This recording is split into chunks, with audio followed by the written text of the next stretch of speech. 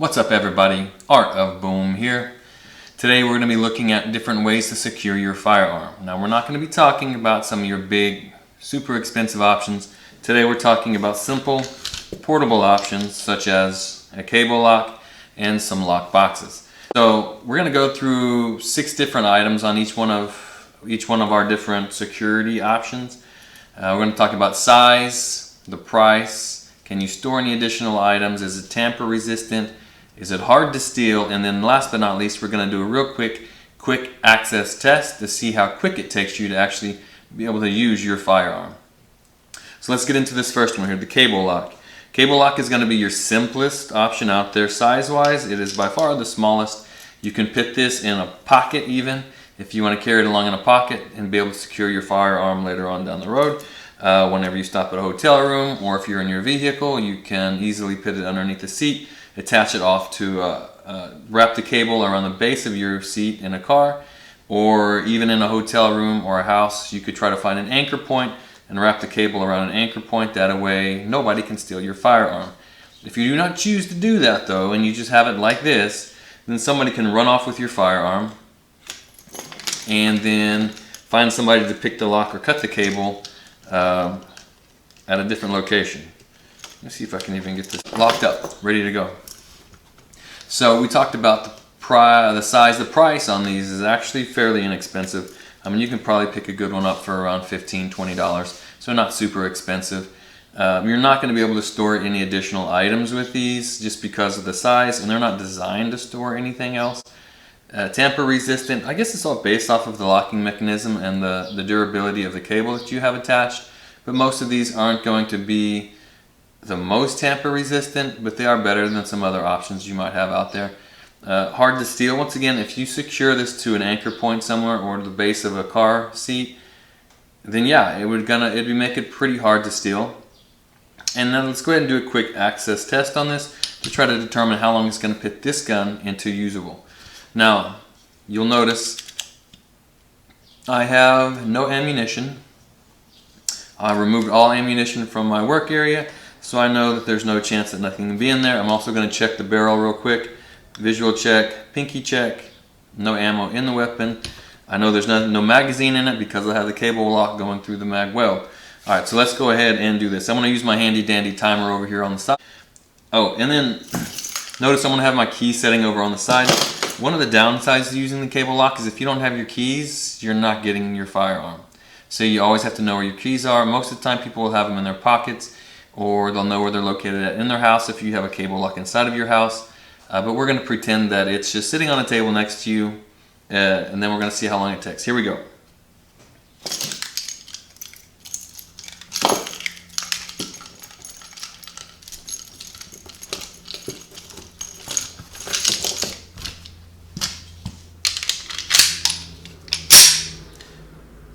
Alright, 15 seconds. I did that one actually fairly smoothly, so I didn't really have any major hiccups.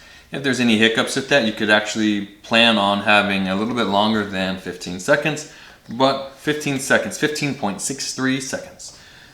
So that's your cable lock. Once again, it's the simplest of all of them, the smallest, the lightest, the easiest to conceal, to carry around with you.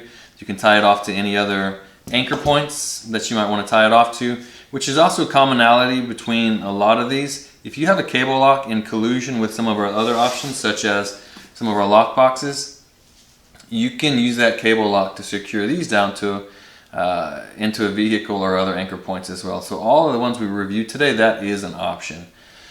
So I guess since I have this one out, let's go ahead and talk about this one. So this is just your typical metal box. It's fairly heavyweight. Size-wise, I could fit this into a backpack, a large purse, or easily fit it into luggage. Price on these, since it has a rudimentary key lock here, not super complex, that kind of brings the price down. So it's not way expensive. It's a little bit more. It's more expensive than your cable locks. Now on this, I could store additional items. Like if I had a magazine, I could actually put an additional magazine in with this one.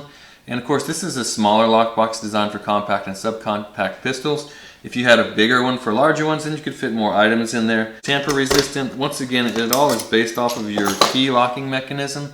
This is a pretty simple, basic key lock, so I do feel like it would probably be fairly easy to pick this lock versus some other lock options out there. I feel like this lock actually would be easier to pick than the cable lock that I have here. So tamper resistant, not so much. There's an eyelet right here. So if you actually use this in collusion with the cable that comes with it, you could secure this down to something which would make it really pretty difficult to steal. But if you don't have that on there, and let's say you just have this sitting in your bag in a hotel room, and somebody comes into your hotel room and they decide they want to take the box, they don't know what's in the box, they could just take it, walk off with it, and then have somebody pick the lock later on. All right, so let's go ahead and do our quick access test on this one.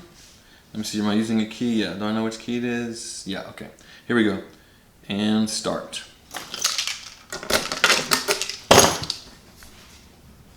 All right, so I put my hand on the weapon actually at 4 seconds. I should have just let go, I guess, of the top of the lid with the box, and I could have hit it at 4 seconds. But we'll say 5 seconds. So 4 to 5 seconds it took me to actually get in here, get my hand on the firearm, and be able to use my firearm. That's a lot quicker than the 15 seconds with the cable lock. So this one actually was quite a bit quicker than I thought it might have been. Once again, the downside though to using a key system is you have to have the keys with you. So if you don't have the keys, then you're going to add time to that, running around looking for your keys, finding your keys, coming back, and then unlocking it. All right, so now we're going to move on and talk about combo locks. So on your combo locks, I guess the biggest thing on combo locks that makes a difference is how easy it is to access your combo lock and how well the combo lock itself is designed. Now, this case here is one that was supplied by the manufacturer. It came with the firearm, so the price is you can't beat it. It's free. The size, it matters on the size of your weapon and whatever the manufacturer gives you. But this one I could fit into, I might be able to fit it into a mid-sized backpack, fit it into luggage pretty easy. Easy to lock up secure with the little eyelet hole right here. But the deal is since this is composed of plastic, it makes it quite easy to actually break into it. So with a screwdriver, I could probably pry this open. So it's not tamper resistant hardly at all, just a little bit. I mean, it keeps little wandering hands that may be like 5-10 years old out of it. But beyond that, people are going to be really, with a little minimal effort, can actually get into your, access your firearm. Now you could tie a cable off around this and tie it off around the seat of your car or something like that to keep it from someone from actually walking off with your firearm. But once again, since this is made of plastic, it'd be really easy to take bolt cutters or even pruning shears maybe and cut through this material. So let's go ahead and get in and see how long it takes us and start.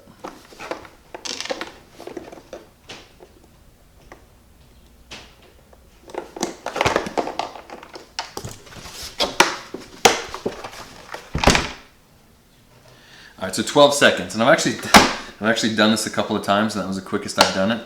Normally it was coming in closer to 15 seconds, 14, 15 seconds. One of the things that causes it to take so long is that these combo locks, they don't always put them in the little eyelets in the best locations. Like right here, it makes it awkward and difficult to actually access the combo lock itself. Now I'm sure if I had a better lock, it'd make it a lot easier. It's just there's a lot of things you got to do there on that one to access your firearm. 12 seconds, but it's a free option. So I don't know, you kind of weigh your options there. So let's see, I guess we're on our more expensive box here. All right, so this is going to be one of your more expensive boxes. It's a digital keypad entry. This is not a biometric one. Some of them do have the biometric option that goes with them. This one does not. Your biometric and keypad entries will also have a backup key. This one has a cylinder key that goes into it, which I like the cylinder key better than just a standard key because I feel like the cylinder keys are harder to pick than just a standard key. So this one would be very tamper resistant because I feel like you're not going to be able to pry this open. It would take lots of effort to pry it open. With a cylinder key, it makes it hard to get into it. I would say this is the most tamper resistant of any of them. Now, is someone going to be able to walk off with your firearm? Well, if you have this wrapped around the seat of your car at the bottom, or an anchor point inside of your house or a hotel room, then it's going to make it really difficult for someone to actually walk off with your firearm. Price. If we look at price on this, I think these are like around $120, $125. Now, the reason these ones are a little bit more expensive is because of the digital keypad, and also because this one, the manufacturer says it's dirt-proof, dust-proof, and waterproof. So there's no moisture getting in and no dirt or dust getting in. And it also floats. So if you lose all of your guns in a boating accident, like I did tragically, this is the only gun I have left as of now anyways, and I lost them all in a boating accident, and my Kimber was actually in this device and it floated to the top. So I guess I'm just not gonna buy any more guns ever again. I guess I'm just gonna keep this one, and hopefully I don't lose it in a boating accident in the near future as well. Alright, so let's move on. Let's do the quick access test on this one as well. Now we're going to do this two ways. The first way is I'm going to leave the clamps down. The manufacturer suggests always having the clamps clamped down when you lock and unlock it. I'm going to do it that way, and I'm going to do it actually how I really do it. So let's go ahead and get this thing started. Do I remember? Okay, yeah.